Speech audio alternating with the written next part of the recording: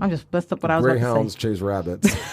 No, they got the carrot. Ain't the carrot? They use the carrot. It's a rabbit, Natalie. Oh, who chased carrots? Bunnies? I guess Bunny chased the carrot. You love your car. The thing is, okay, there is a difference when you have a fast car like a BMW or an Audi. Oh. No one's ever asked me that until the show, my definition of success. Yeah. Those are like deeper conversations. I don't know so you got to think about it.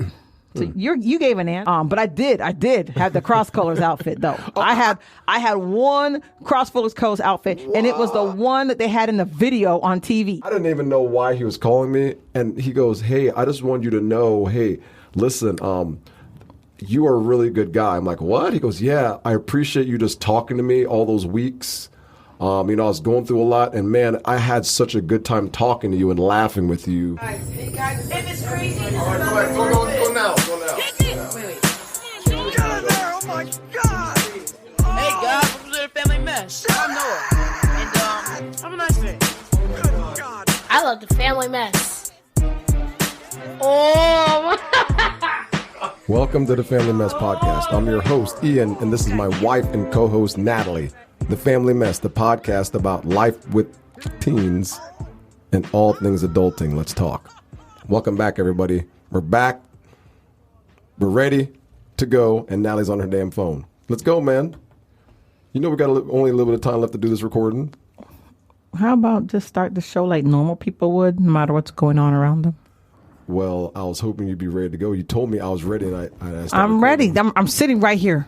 You know, I realize you always do that to me. You always say, I'm ready, and when I look at you, you're not ready. You're not ready. I'm ready in the terms of how I'm ready, not how your definition of ready. Well, do you want to rehash the 5 minutes of pounds? Or we just get into the show?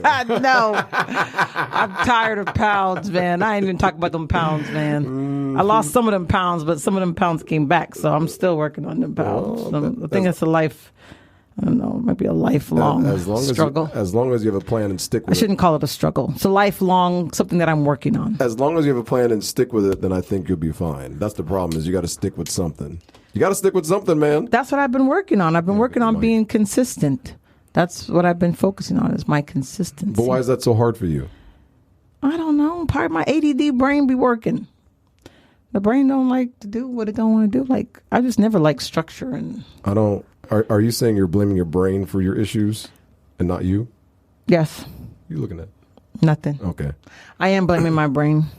Well, like the ADD, like it's just, those are like symptoms, but I don't let that stop me that I can't overcome it. But it is something that I recognize as an obstacle. You know what I realized? I don't think I'd like you without your ADHD. How's that? Because you might be normal. I don't know if I'd like that. I like normal. I like you crazy brained and everything. I don't know what normal brain is. That's what makes you fun. That's how I want to get this. I want to get this prescription so I can find out what regular people live like. No, I don't think you're gonna like it. I think it's gonna make you too calm. What are their brains like? I like when you're forgetful, crazy. Oh, Ian, I forgot. I love that. I think that makes you unique. If you say so. That makes me annoying to myself. Well, that's you, but I think I get annoyed. That's why you have such a good personality, is because you're crazy. I'm so tired of I forget stuff, or so yeah. That's what makes you so successful at things. Is because you're crazy. Success. Ooh, that's the big word of today. Yes. How do we define success? Yeah, our episode today is about how do you define the success, or how do I define success? Because I can only speak for myself. Yeah, I was thinking about that the other day, and I think. I don't know. I think mine has changed a lot since I've been young. Like when I first, and I guess I can only measure success for what I saw around me. So what did you used to think? What did you? I guess let's start from child. What did you think as a kid? Like what did you think was success? Oh well, the only thing I had it to measure up was leaving Jamaica and coming to America. So success was we had nothing to measure it by when I was young in Jamaica. So coming to America is when you see, oh well. We got to get a car, a house. You know, you see the kids with the Nintendos, and then you think, hey, man, they have that. We have that too, but we didn't have that growing up at all. That's what I, as a kid, considered it being successful. Was being able to buy stuff? Yeah, have stuff, have all the nice stuff that the other people had that we couldn't have. Because like the Billabong jacket, man, anything, and the kids' shoes. I don't even know. I had red shoes. I don't know what the hell I never had a Billabong jacket. I ain't get that. What's Billabong? Dude, you ain't remember Billabong jacket? All the kids wore Billabong because we grew up in the same area. I mean, I don't know what it looked like. You have to show me. I almost can't remember. Billabong. I don't even know what kind of material it was. Billabong. And they you could get them at I vaguely remember at the name. oh shoot, what was that place? What's that surf store? Ron John's. Like people at Ron John's surf shop back in the day. And they used to sell it there? Yeah, that was a place you get it, or like the Cap Sun, Pacific Sunwear. I bet you if you showed it to me, I probably know exactly what it Yeah, was. man, it was a Billabong jacket, but it had like this big Billabong? wave. I think it had a wave, if I remember right. It had like a wave thing in the back and it said Billabong. And sometimes it would be 2 colors. I think I know Or what you're sometimes it talking would be about. 1 color. And that was popular like in the It's middle like the school? surfer kids, you know. Yeah, that's like, what I'm saying. Yeah. Like it was like a jacket, right? Yeah. I think I Billabong. remember. Then you had the And Z su- Cavarici jeans. And the surfers and skateboarders Yeah, wore it. yeah, Billabong, yeah. I think I know what you're talking about. Everybody kind of wore it that wasn't the skateboarding. For girls, like even girls wore Yeah. Billabong jackets, and then the girls we wore Ked shoes. You want the Ked. I remember you want the the flat. blue. You need it's the blue label on the back. You had to have the blue label on the back of the sole that said Keds, to right? make it official. Right, or else you had Peds, man. You had the Payless ones, or Pick and Save. And Payless did sell them too. Yeah, everybody sold the knockoffs, but you wanted the ones with the blue label on the back. Even black people wore those? I don't know. See, you know what? Unfortunately, I did not grow up in the black neighborhood. Ah, that's right. So I don't know what back then. I didn't have enough exposure to more black people other than the people that were in my family. So like my cousins and stuff. So we all lived in the same area. So we all went for the same stuff. yeah. So I don't That makes know sense. what else may have been out Yeah, that back makes then. sense. But I did have the cross colors outfit though. I had one cross colors outfit, and it was the one that they had in the video on TV. It was $100 my mom paid for that outfit. How old were you when your mom got you that? That was like 9th grade. You didn't even go to Lyman in 9th grade. You went to Lake Mary. Yeah, I right? went to a different high school. I didn't go to the same school. That's right. Yeah. So I was and like- then I had a Fila jacket. Oh, man. I had this Fila jacket. It was, this is not what we're supposed to be talking about. But we had this. It is the idea of success. So it kind of led into that. So back then, to be cool, you had to have this. I had a Fila jacket. And it was black, I remember red, Fila, man. and white. Yes, it was like, but my number one thing was that cross colors outfit. Because you watch In Living Color and they would be wearing the cross colors, the dancers and you and watch stuff. all the videos. Yeah, they got yeah. the cross. And listen, that was the biggest and thing. And it was all about the red, black, and the gold. Oh my God. Shoot, I had the hoodie. I had a hoodie with the red sleeves. I could barely afford Walmart clothes, man. That was Damn. a birthday gift. My mom got me that. That was a Your big mom- deal. your mom I must wore have them, loved you, 'cause and they were some damn. green shorts with some black stripes. But they was all I had cross colors I had cross colors top and the bottom. How did people treat you at school when you wore that to school? I don't remember, but you But you you know felt you good. you know you looking good. Yeah, you writing the right stuff. You felt good about it. Yeah, I didn't have a lot of like name brand stuff, but I had that one outfit. Shoot, that cross colors, man. So I guess my idea of success was just having what other people had. I didn't know what else to measure it by. But as a kid growing up, that's what I saw. So that's what I thought.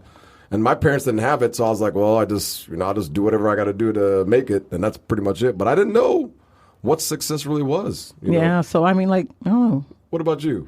For me, success back in the day, my dream, this is my dream. I can't wait to all hear this. through. This is going to be crazy. Until I about graduated college. My dream, I think maybe I did junior achievement in I think it was elementary, late elementary or middle school. Really? But I wanted to be a mutual fund manager. Oh, I remember you telling me Yeah. that. So my definition of success, I was going to move to New York and have a doorman and have a black BMW, right?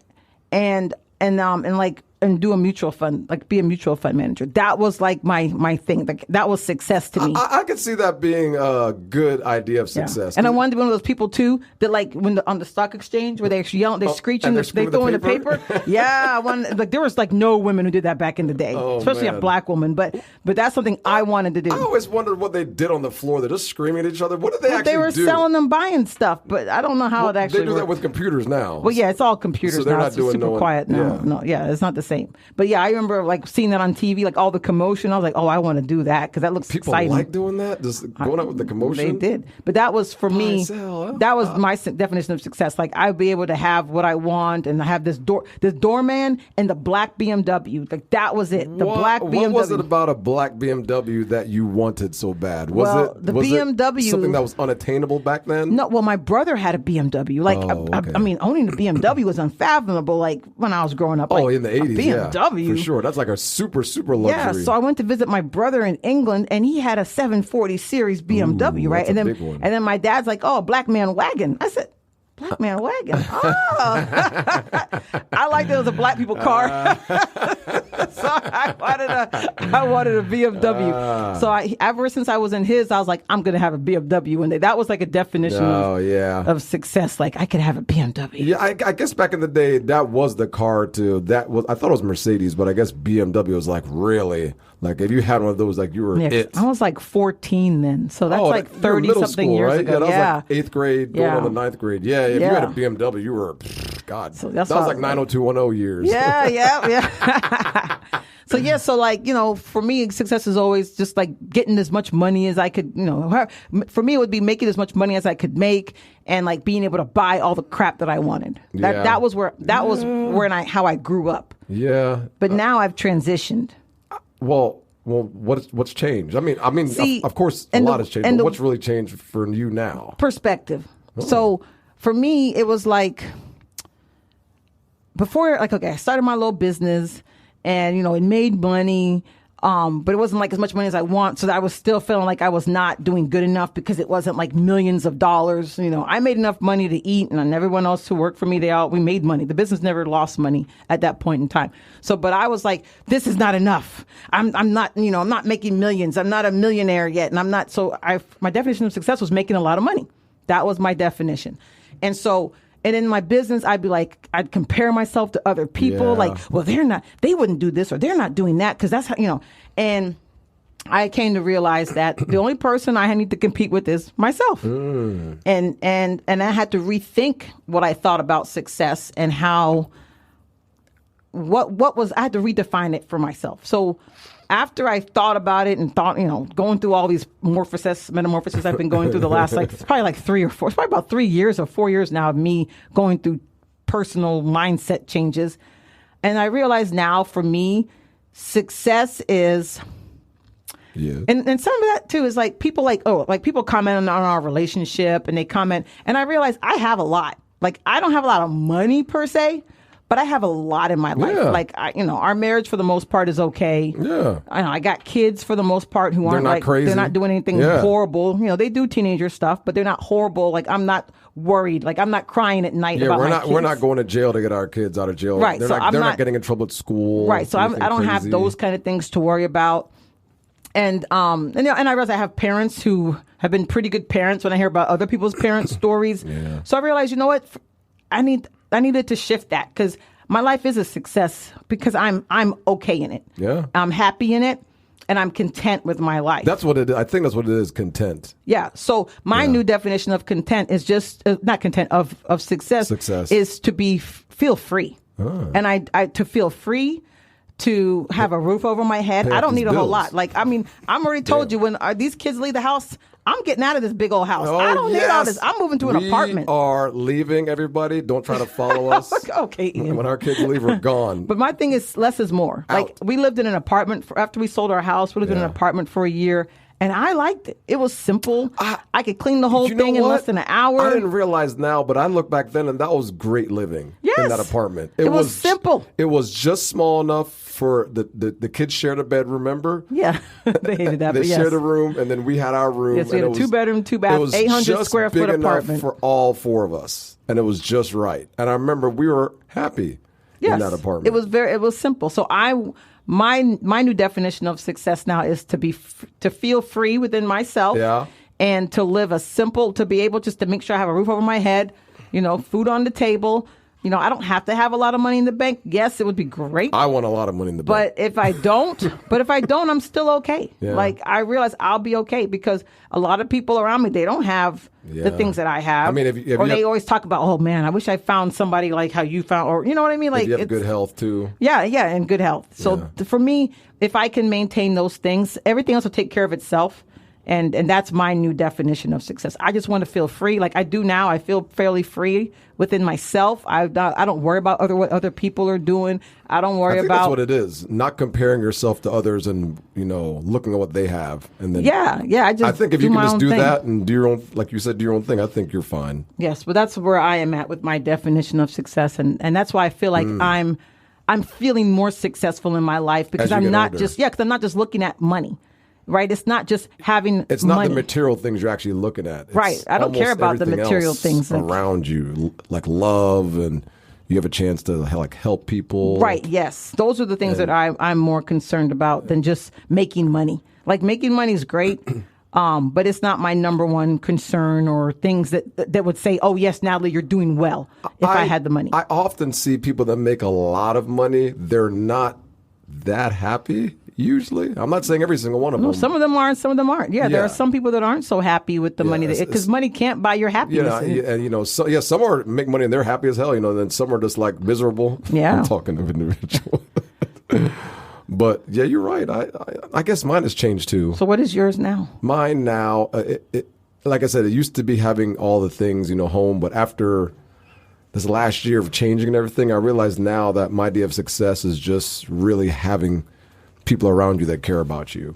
And as you get older, establishing relationships that really mean something. Because in the end, all you have is each other before you leave this world. Yeah. I mean, and as you get older, it's the relationships of people that really matter. Money doesn't matter, and your health matters, but it's the people around you that's going to really be there for you to be able to talk to. Because we're getting older, man, and like I said, this last reunion, this is it. Oh, our high school reunion. I'm planning our 30th, and I told Natalie after this, I'm not doing a 40. I'm not doing. Because I have a feeling we're not going to see some people there. Shoot, we may not be there. I may not be there. So how old are we're going to be? 50, 60? Another 10 will be 58. Oh, my gosh. Can you imagine? No, bro. 58. Almost 60. Our kids will be full grown. Jesus, please let me live that long. Please, 58 years Hey, old. you know what I was reading this thing. Please. So, the show, The Golden Girls, right? When the Yeah. Golden Girls were on the show, and now look how golden they looked. They were really in their 50s. No, you're lying. No, because I was just an article because they're remaking the Golden Girls and the girl. Those girls were in their 50s. Those ladies were in the 50s. So when Estelle Getty, the grandma, the old one, she was 62. So when I was watching it as a little boy, Right, they were in their 50s and 60s, bro. how does it look like they're in their 50s and 60s? It's just the way I think they made the Maybe way they the makeup. dressed. But no, the grandma, what's her name again? Estelle Getty. Yeah, Estelle Getty. Yeah. They made her look older. Oh, for okay, sure. okay, Yes, yeah, they yeah, dressed her up to look older. Okay. But the whole point is they were in their 50s, and everybody, when you watch the show, like now you look back, you're like, oh yeah, they were like 70, 80 years old. No, they was in their 50s. So we're gonna be golden. Well, we about to be golden real quick, bro. God, I Real can't quick, believe we about to this. be golden. I was just like, what in the world? 50-something years old those Golden Girls were, right? But even their life, I think, to me, is like a success. Like me, ideally, I would like to have retire and live right next door to some friends. But the thing about it is, and I don't know if I have to just wait for friends to kind of catch up or maybe new friends or whatever, but people just don't make time for people anymore. No, People don't make time for people. I don't know what we're going to do as we get older, but I agree with you. Like, I'm finding myself having to reach out to people. Yeah. I have maybe a handful, maybe 2 or 3 guys, 4 at the most, and that's it. But other than that, I have to reach out to people. Yeah. Now, as I realize as I get older, I have to reach out to more people. So success also would be having friends, having close friends around you. Yeah, as you get older, I Yeah. think it's very important to have relationships, long-term relationships with friends and people in general. Because as you get older, I'm telling you, that's what you're looking for is friendships, relationships with all different types of people around you because that's the only thing you have. It sounds sad, but I don't think it's sad. I think we're supposed to have people around us. But yeah, we're made to be around each other. Even introverts need people every now and again. Right? So Man, I think this podcast is a little depressing now. well, no, but I mean, it just know, gets you man. thinking, what is, Damn. because I had never really thought about my definition of success until someone asked me about, what my definition of success. I bet you if you ask And most then- people, they don't know. Well, yeah, and then also it's like you should. Oh, I should. Well, if I'm successful, I should be doing this. If I'm successful, I should be doing that. And I had worked with this coach, and she was like, Natalie, you have so many shouldas. Like, what are these shouldas for? And I was like, I Shut don't your know. ass up. I don't know. She's like, you can't live your life in shouldas. Yeah. No, she's right. Yeah, to be successful, I should not, I should be waking up at 5:30 every day. But if that doesn't work for me, Correct. then that's not my definition. Yeah. So why? But I'm shoulding because that's what I think I'm supposed to do because that's what I've been told to do, not because it's what I really believe I need to do. But that's a learning thing, though. Well, yeah, that's part of the growth, and but when she mentioned these shouldas and my definition of success, and then the shoulda stuff, I was like, Oh, No one's ever asked me that. Like- until the show, my definition of success. yeah. Those are like deeper conversations. I don't know So if you got to think about it. So you gave an answer, but you haven't you have to really go into it to really. you got to go into yourself and really look into what your definition is. Yeah, of to success. process it to know. Yeah, and like I said, I had to redefine mine because mine was all about material stuff because that's what we're told. That's what we're shown. Like, oh, you got to have a nice car. You got to wear the certain clothing. You got to what else is there? Your house. We're shown that all the time, though. That's the problem. Is all the advertisements are never about, hey, get a friend. You don't see an advertisement that says, get a friend today. Call your friend. Make Call a friend. You don't Yeah. see that crap. All you see is jewelry, watches, cars. Everything is material, and it's done purposely for people because people think if I can acquire these material things, it's going to bring some satisfaction or happiness. Right. And it does for about 5 minutes. That's the thing. Typically, it does not bring you joy for an extended period of time. Now, I will say, I say that, but then I do say, I finally did get a BMW because, when we finally got out of debt, Ian talked me into getting the BMW because that's what I've always wanted. And I can't say that I don't. Every time I look at it, because it's a pretty turquoise. Don't look at it now. Yes, I got a leak right now. Fluid leak. But every time I get in it or I look at it, I'm like, oh, I like the color. So when I look at it, I'm like, oh, I do get a little bit of joy out of the vehicle. But you know what? But that's the only thing, this material that I probably can say But that's a good thing. You actually enjoy. There's people that have stuff that don't even enjoy what they have. They just I see you actually enjoy driving your car. Every time you get in there. Oh, I can tell by how you press that gas every time you're driving the car. You love your car. Look.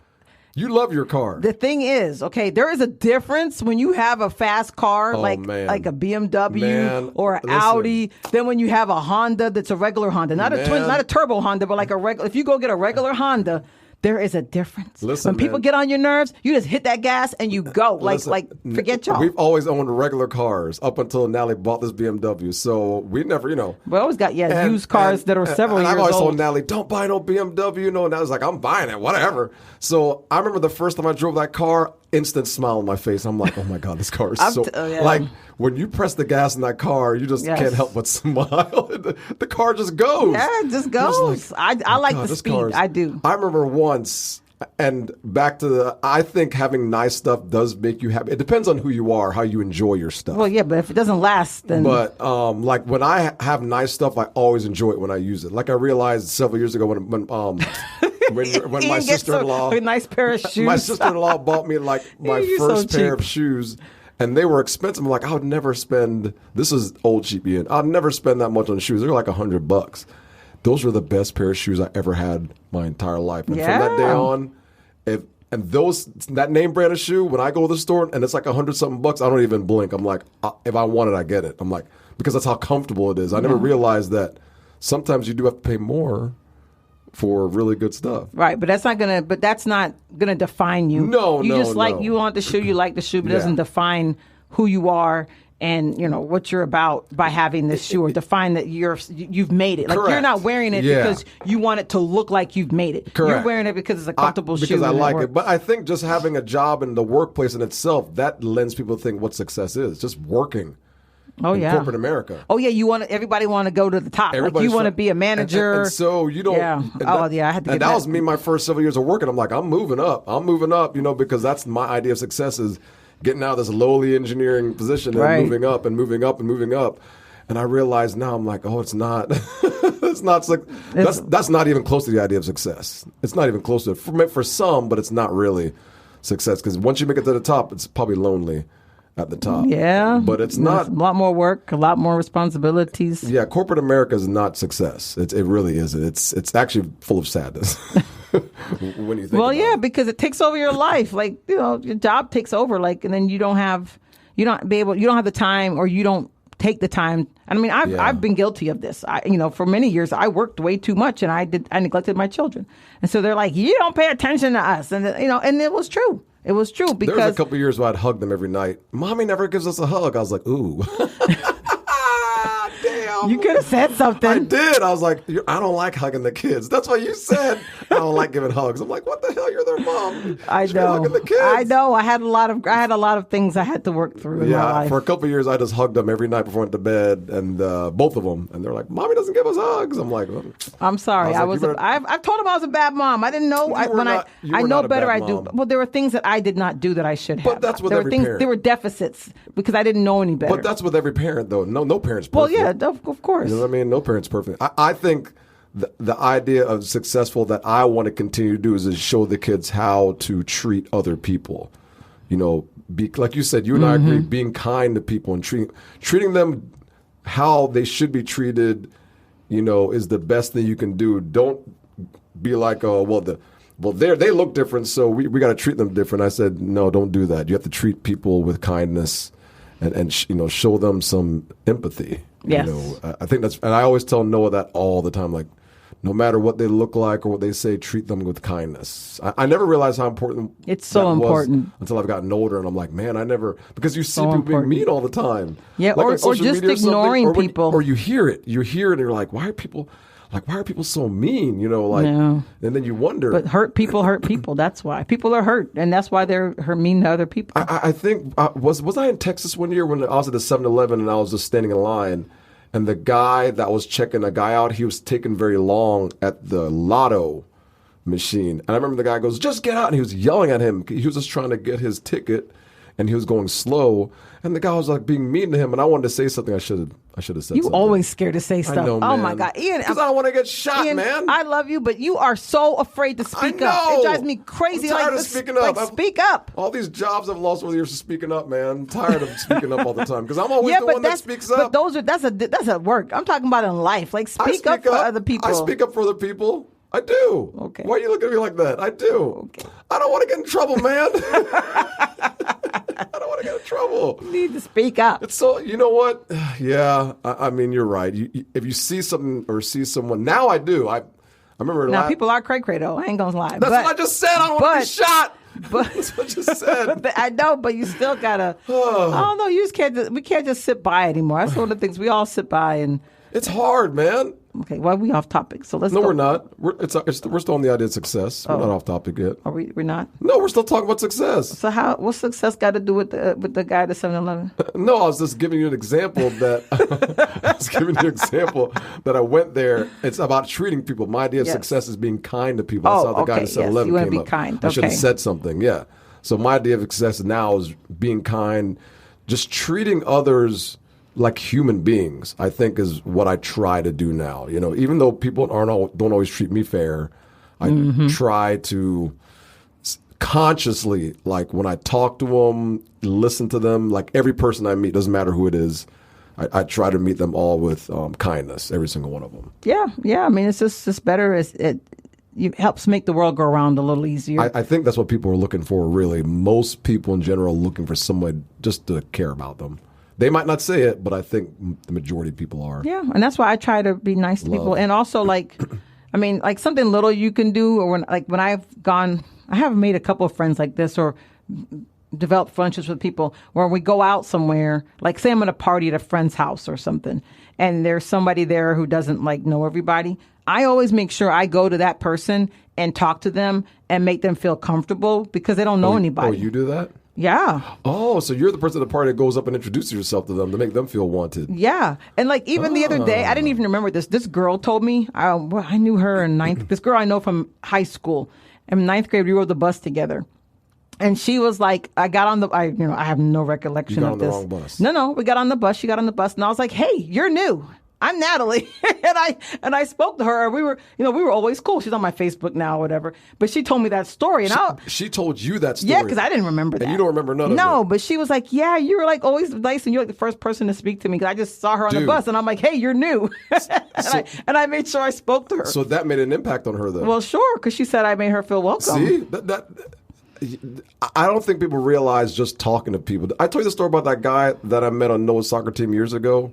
On the field, I don't think there was a gentleman there that his son was a decent soccer player, but he wasn't the best. So it was when Noah was on that team on the other side of town, and we'd show up to practice twice a week. And this guy just showed up, And the kids would do stupid stuff and I'd be yelling, what the hell are you doing?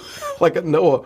And then the guy goes, hey, what's up? My name's so-and-so. And I'm like, oh, where's your kid? I just start talking to this guy. And then every like Tuesday and Thursday, we talk and laugh, about, what happened during the week and stuff. And I'm like, hey, see you next week. And when the season was done, I was like, hey, man, it was good. It was good seeing you. And that was it. But I didn't take it I just said, hey, this is a nice guy. And that was it. I got a phone call from him like 2 weeks later, and the guy's like, hey, Ian. I'm like, yeah, what's up? This is so-and-so from the soccer field. I'm like, oh, hey, man. I didn't even know why he was calling me. And he goes, hey, I just want you to know, hey, listen, you are a really good guy. I'm like, what? He goes, yeah, I appreciate you just talking to me all those weeks. I was going through a lot, and man, I had such a good time talking to you and laughing with you. You made that, he goes, you made that time in my life like really good. And I just wanted to tell you, thank you so much. I'm like, I didn't even know what to say. I was like, oh, thank you very much. Yeah. Because you don't know what people are going through, man. No. And that's why I hate to say it, but that's why I don't be liking kids' sports. Because the moms, as me, like the moms are not friendly. No, they're not. Like that's why when all my kids sports, I ain't really talked to hardly none of those moms because they don't make you feel welcome. No. Like you're new on the team and they know you're new. And nose up. Barely any of them. Like I think like maybe one will come and say, "Hey, are you so and so's mom?" And it's easy to know who I am because my kid's the only black kid on the team. Right? Are you Noah's mom? Well, there's no other black moms around. Well, they gotta ask though. But then like they don't.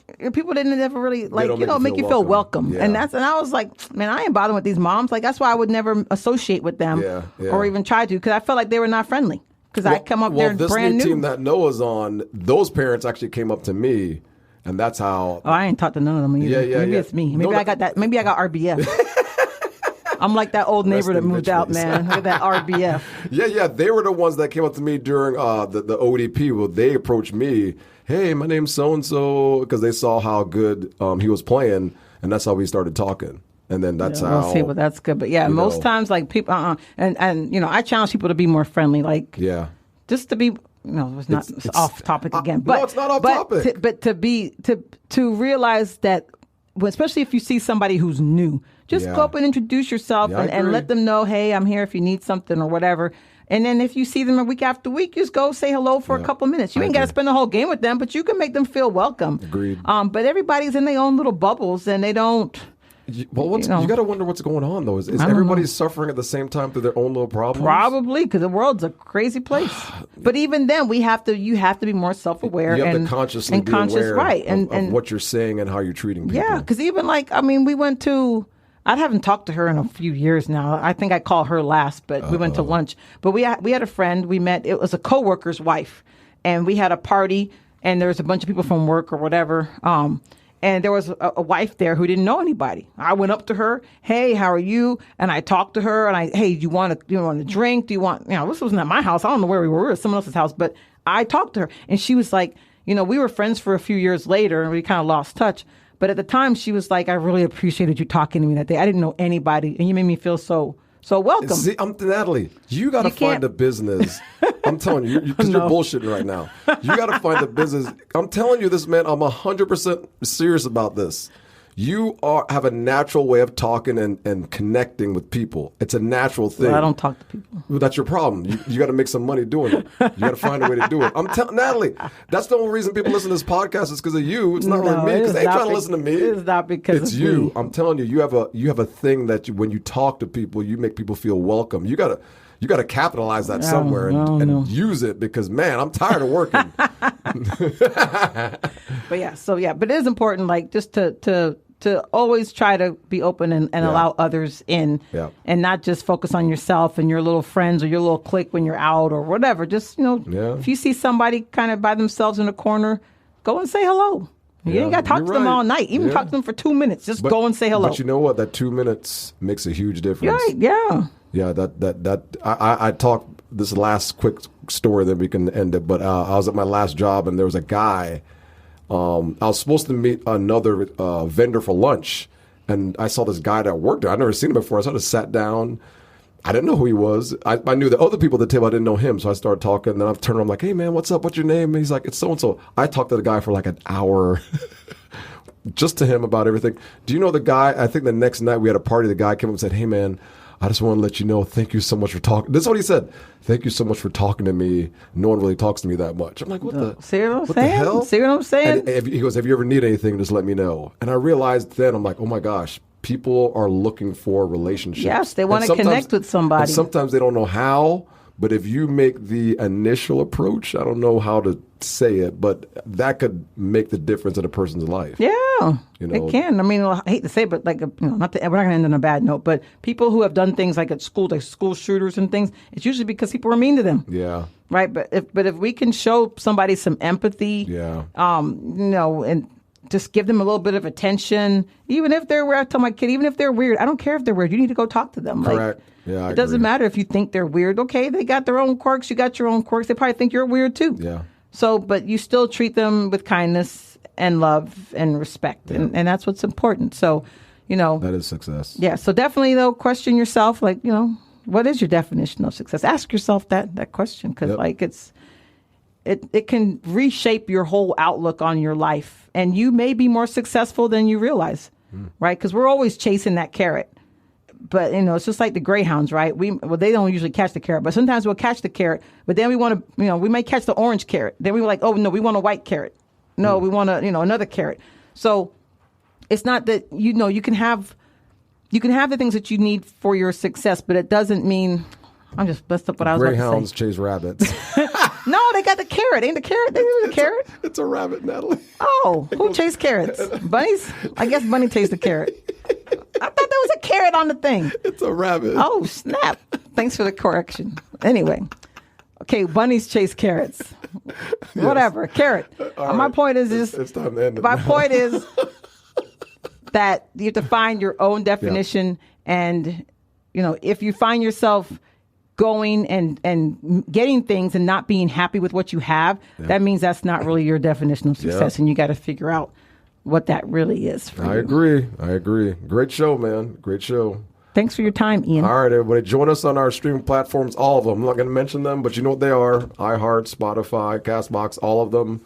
Join us again. We gotta start going live, Facebook Live or something, so we can talk to the audience. Man, we got to get on that TikTok. Yeah. I was on there today. I don't even know what was going on. We was getting roses and Is roses money? Yeah, some kind of points. I don't know.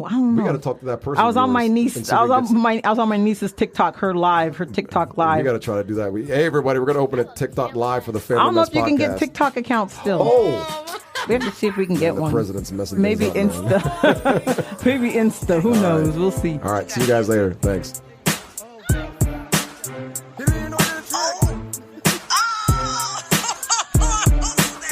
Come on, man. You can't. All right, man. We're gonna cut this recording. Did you hear that?